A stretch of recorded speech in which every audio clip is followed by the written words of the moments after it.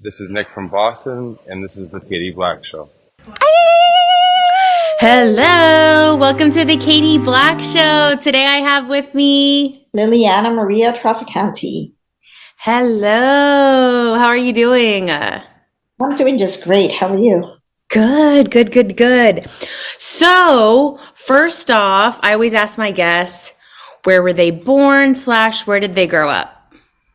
New York City, right in the heart of Manhattan, born and raised. Oh my goodness, are you still in the area? I'm in the Bronx now. A little bit of change of a lifestyle, but it's okay. I like it. Were you there during COVID and the pandemic and what have you? And I was in the Bronx, but it was very high up here too and pretty complicated. Not a fun time at all. I'm sure. Was it just kind of, I asked a friend recently and she's like, it's almost like amnesia. Like it wasn't that long ago, but I seem to like not remember it all, you know? I think we want to block it out, but I remember even going to Walgreens and the grocery stores, you had to stand outside for hours just to get inside. So it was very stressful times. No, and I see that, is that okay if I refer to you as Lily? Of course, that's what I use. Okay, just want to make sure. Okay, real quick before we get into your story, I want to give a shout out because you have a friend that I first connected with. I always want to explain the connection. Okay, of course. How'd you meet? Well, I call her Elizabeth, but how'd y'all connect? How'd y'all meet? Elizabeth and I met in a cohort through a Beautiful Heart Ministries that we were doing that is for formerly incarcerated women. And we just connected because we're both formerly incarcerated and we're also both artistic, ambitious women who are trying to do something that will change the trajectory of women who are coming home. So it was just like an immediate connection. And she did the logo for my business, which is amazing. It's a phoenix, very beautiful. Awesome. Well, and I always, I'm sure you got a vibe of I'll go back and forth just like I'm chatting next to you on the sidewalk or something. But how do you want to share that you were incarcerated, or what chunk of, how long was that like part of your life?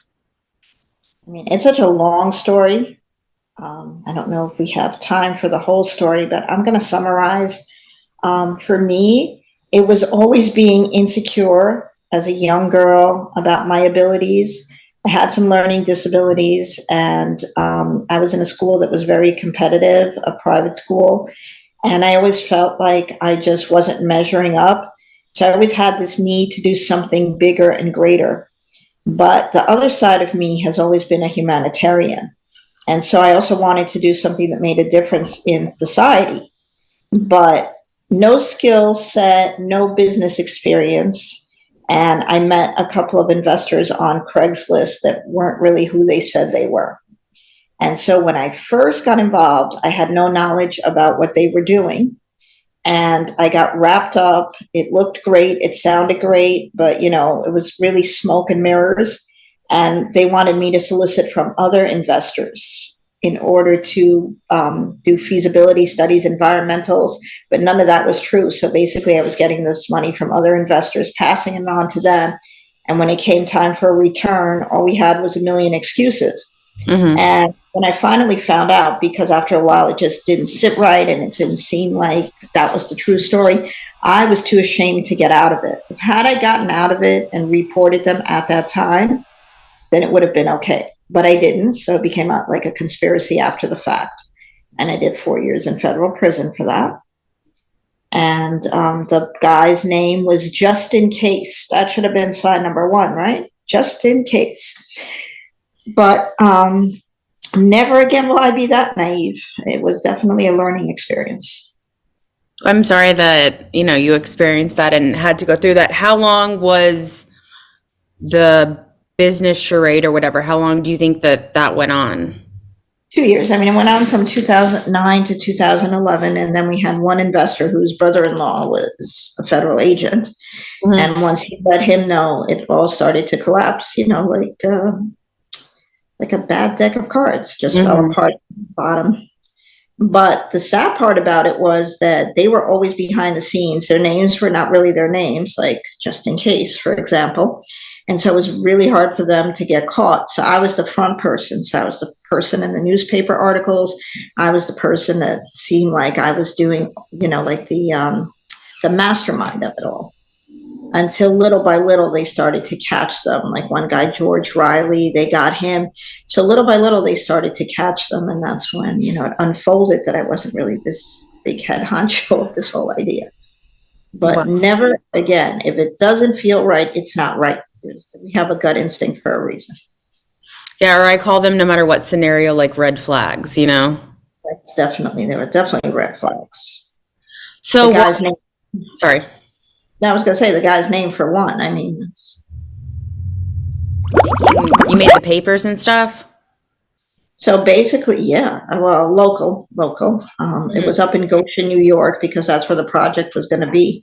I was trying to design a program where kids phasing out of the foster care system would be trained and have employment and start their own community-based organizations.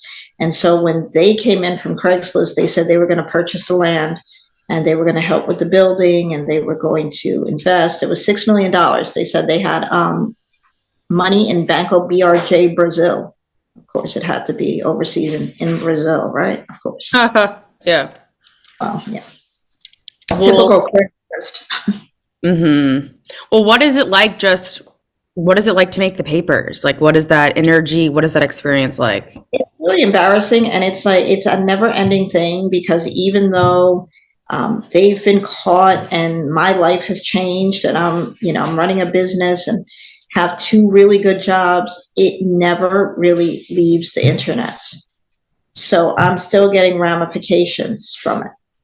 People are still judgmental because they'll just put your name, and that's why I really use my first and middle name for everything, because once they go on that internet, it's there, and it looks a lot worse than it is, because nobody takes the time to say, okay, what's the real story behind this? Mm-hmm. Or also, too, have you just had to say to people, like, listen, I messed up, but I've served my time?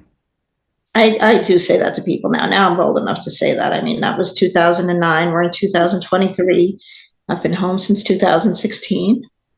Mm-hmm.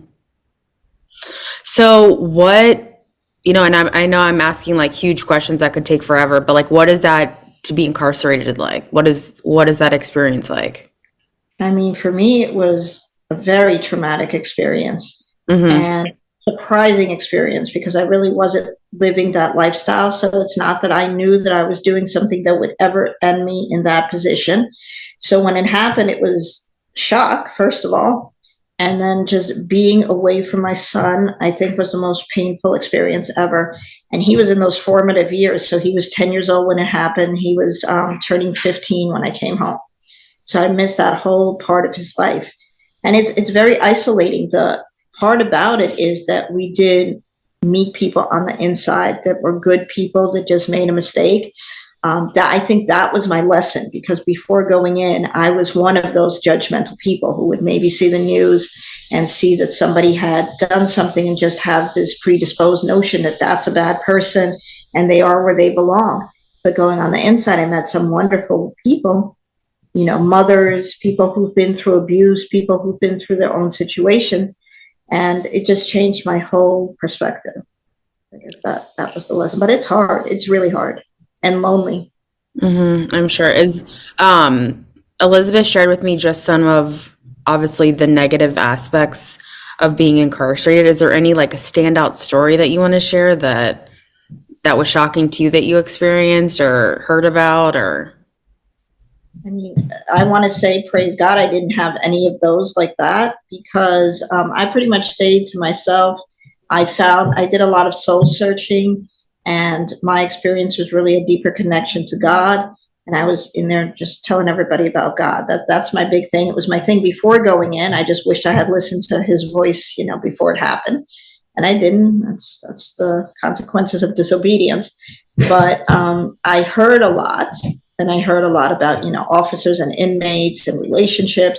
But luckily, I didn't really witness anything like that. I kind of just, I stayed to myself mostly. So what it like, and I guess I could ask this of anyone, no matter where they connected with God or found God, what is like finding God like? Did a friend kind of give you a Bible, or was it really just a solo experience? Well, I found God before prison. I just got deeper into him. Like, I think I was raised as a Catholic, which is different from Christianity. And then in 2011, when my situation first happened, but it was before I got arrested, before I was ever incarcerated, um, I just went to a Christian church because I was seeking actually help for getting clothes for my son. Because by then, all my accounts had been frozen, the feds had taken everything, and I really had no means. And once I stepped into that church and I heard the preacher, it was just something that I felt stir on the inside. And I'm happy about that, because had I gone in without him, I don't think I ever would have made it. So going in with God and with knowing him and his power and his strength, that's really what got me through it. And then it deepened because there was nobody else there for me. So all those hours were really spent, in the Bible and with God and deepening that relationship. So do you find that you said you were raised Catholic? So do you find now that you're just separated from Catholicism and just Christian? Like, how would you know what I mean? There's so many sectors.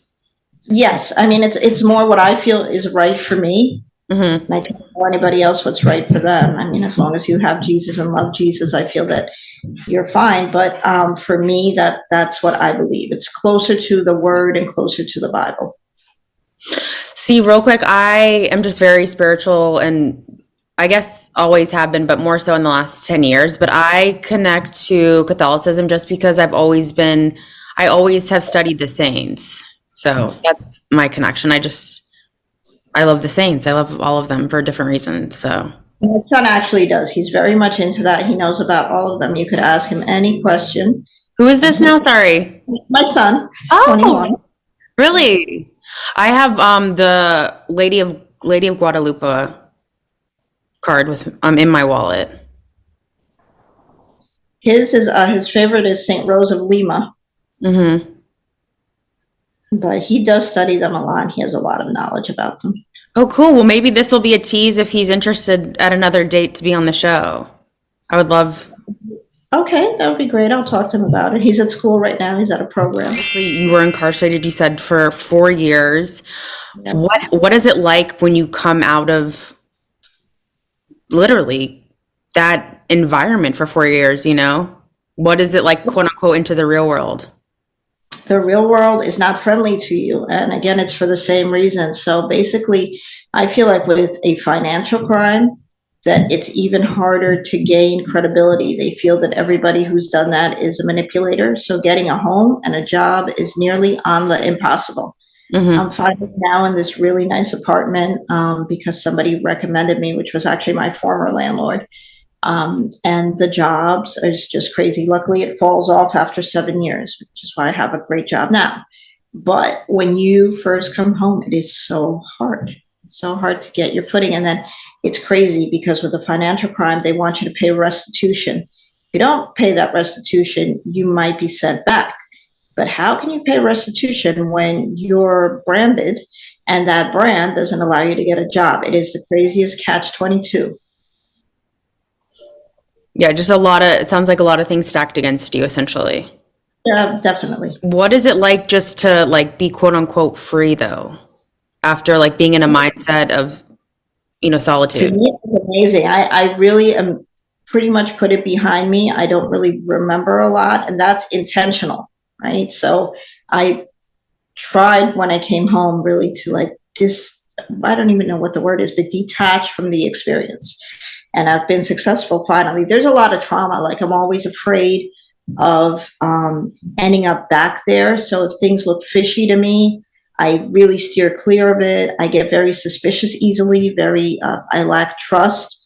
If people act a certain way, it just triggers. And I'm like, oh my God, that person's doing what these guys did. So that part of it is very difficult. There's this fear of stepping back into it accidentally.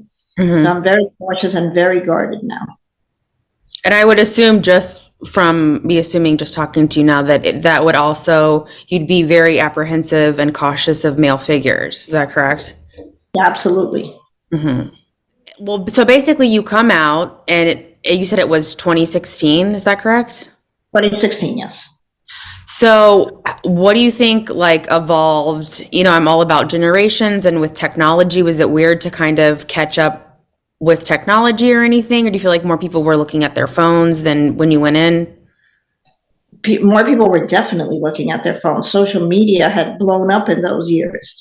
I don't remember people being so connected to Facebook, Instagram. Now we have TikTok and all these forums that were not really, I mean, people had them, but it wasn't like now. Mm-hmm. It is addictive. You see people everywhere. They're on the subway, they're out to lunch, and their phone is glued. It's like a third hand. So that did change. And also a lot of things. I mean, this is more not really incarceration. It's more post-COVID. A lot of these remote jobs and everything is really based off internet. And you have to have these skills now, even for working. A lot of places, my job is still fully remote. And do you like enjoy that, or you think that's odd, or? I mean, it has its benefits. You know, I think about New York City weather when it's really snowing and there's piles of ice and you really don't want to go anywhere. But I think that it's not really a great thing psychologically. I think people were created to be relational. We need to be around other people. Mm-hmm. Yeah, it is. It is It's isolating. totally. Oh my gosh, yes. Absolutely. But like, I mean, I agree with you. There's positives and negatives. It's almost like I was telling someone the other day, it's almost like getting homeschooled as opposed to like a kid that went to school, Right. you know? Definitely. Oh, how did you tell everyone about like how you started a business and like what was behind that and what you do? So my business idea came to me during the time that I was on the inside. And I already heard stories that people were saying some people had come back more than once. And they were talking about one of the main reasons being exactly what I told you before, that once you come out, there's no viable resources. So some of them turn back to that lifestyle by having no other opportunity to make money, to live, to eat, to support their family. So I came up with the concept of having an organization that would help women specifically gear their resumes towards jobs that were accepting to people who were formerly incarcerated, and also starting their own small businesses. So I started a small company. It's called Compassion Cosmetics, where 85% of the proceeds of the makeup go back to the formerly incarcerated women for emergency needs. And even women who've been victims of domestic violence or coming out of the foster care system, who don't have money for a small bill like a telephone or an internet, and whatever money we raise, they will call us and they can get that money.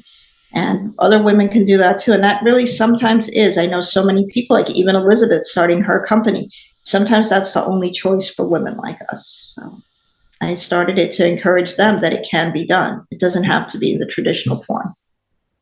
That's awesome. That's awesome. Props to you for that. Thank you.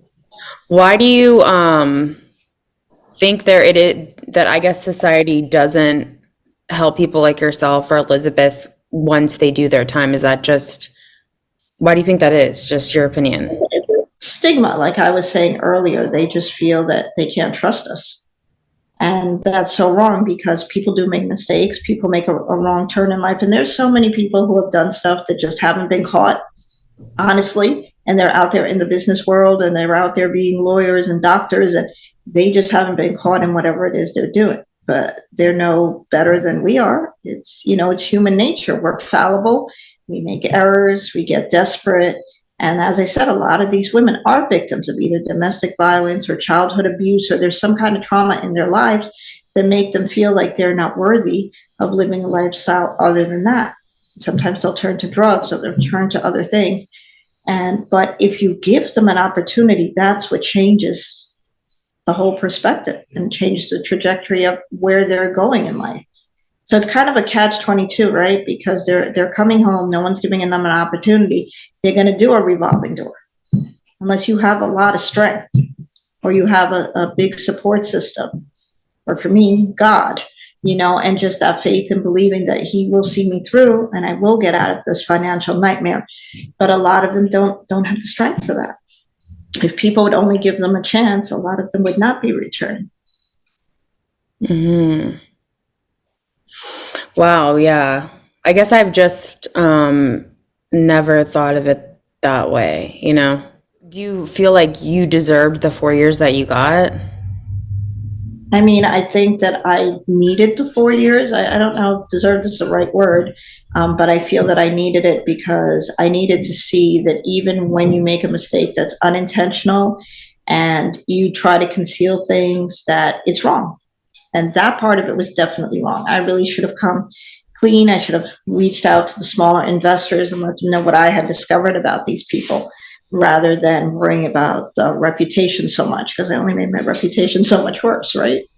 Mm-hmm. So I needed it for that. It's a corrective measure.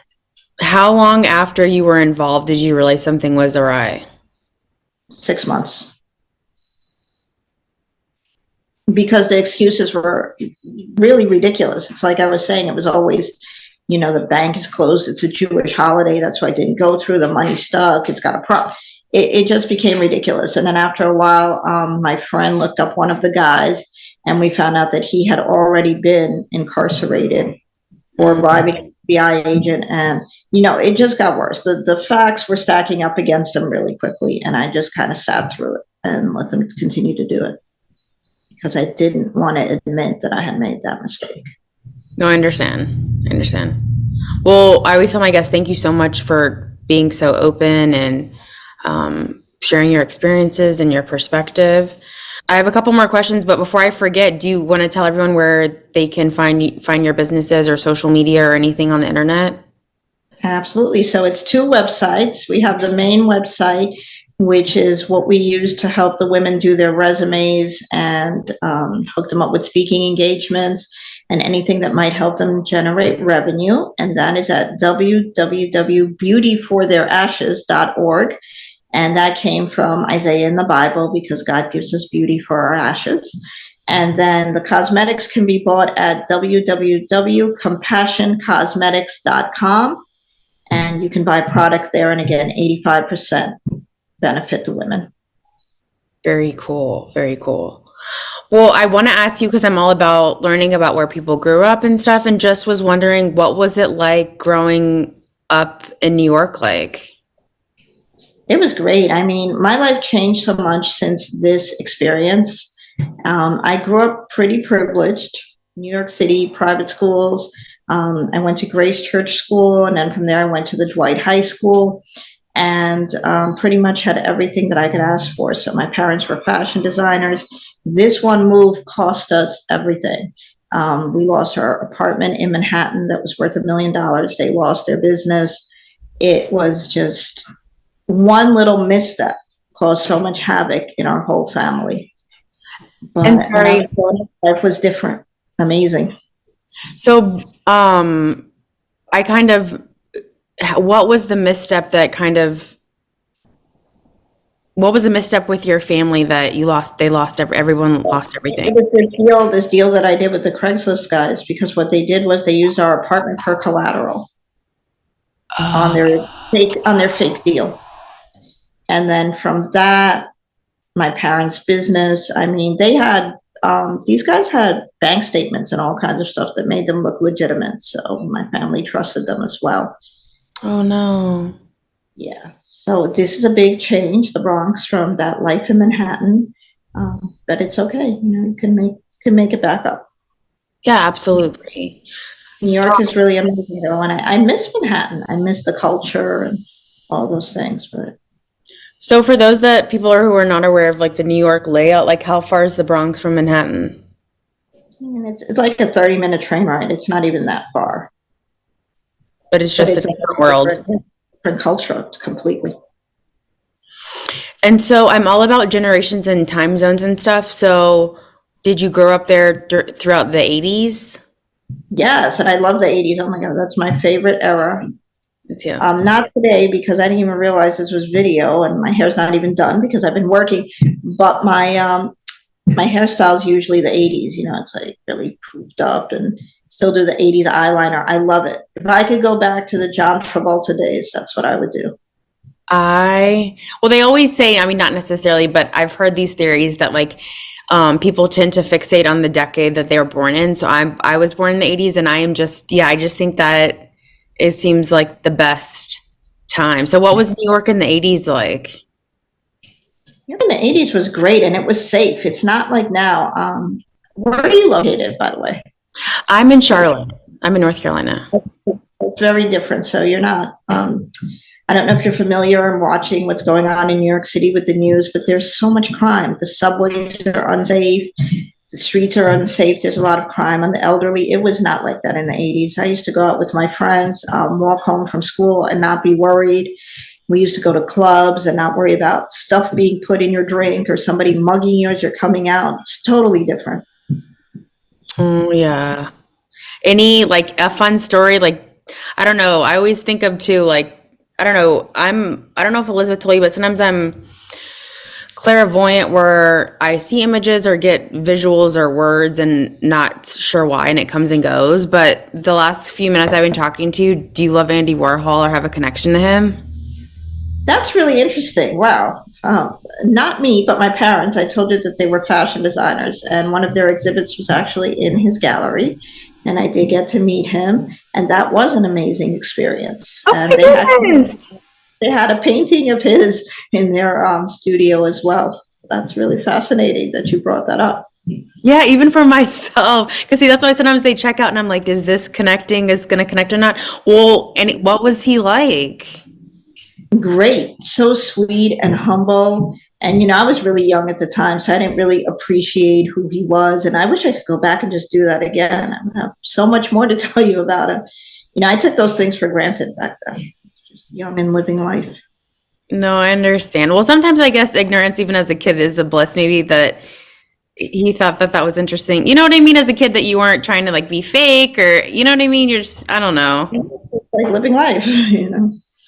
I love him. And I don't, have you seen the documentary on him on Netflix where they like read his diaries? Yes, very interesting. Yes.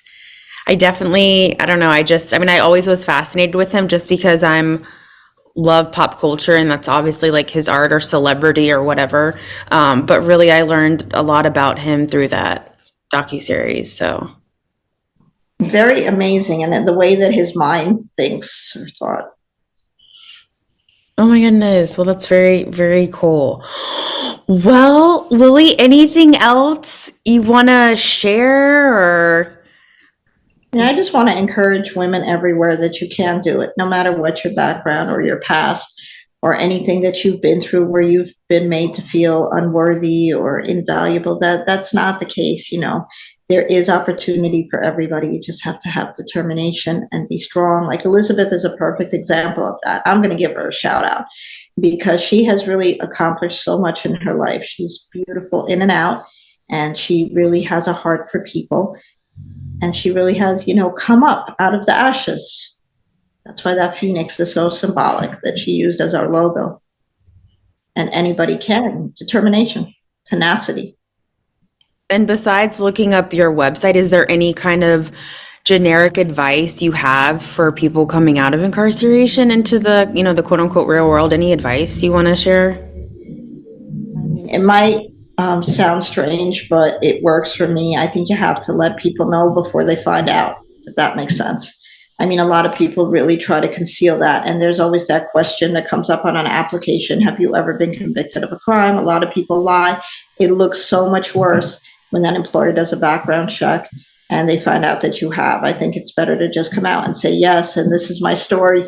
And then you have an opportunity to really put out your circumstance before it's discovered. And I was ashamed of it for a while. My family really still is. When it comes out, they get really upset. But it's something that we have to deal with, and it's going to come up. All done in darkness shall come to light. So we have to face it and just be upfront about it. It makes a better impression, definitely.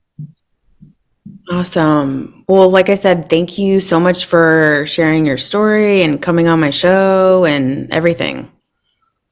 Thank you. I really appreciate this. I love talking about this stuff. It's therapeutic and healing in a way. Yeah, absolutely. And yet I always say props to you, especially just for being honest and sharing your story, Well, thank you. And thank you, Elizabeth, if you're going to watch us or hear us. Yes. Thank you for the connection. Well, like I said, I really appreciate you and thank you so much. Thank you. Thank you. What up?